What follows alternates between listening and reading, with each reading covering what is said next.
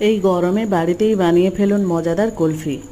কুলফি বানাতে নিয়েছি 400 ml দুধ, 200 গ্রাম চিনি, গুঁড়ো দুধ, কাজু বাদামের গুঁড়ো, কাস্টার্ড পাউডার আর আম।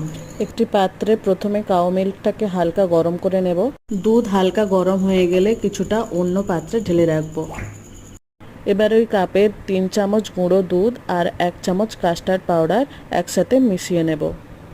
অন্যদিকে আমের পাল্পগুলো বের করে রাখবো। আমের পাল্পগুলো চামচ দিয়ে একটু নরম করে নেব। বাকি দুধটা ফুটে উঠলে তাতে দিয়ে দেব চিনি। এবার কাপে গুলে রাখা মিশ্রণটিও দিয়ে দেব। কাজু বাদামের গুঁড়োটাও দিয়ে দেব।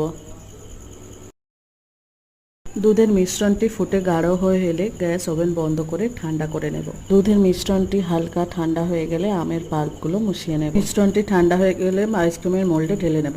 ফ্রিজে রেখে দেবো 7-8 ঘন্টার মতো। ব্যাস, তাহলেই রেডি ঠান্ডা ঠান্ডা কুলফি।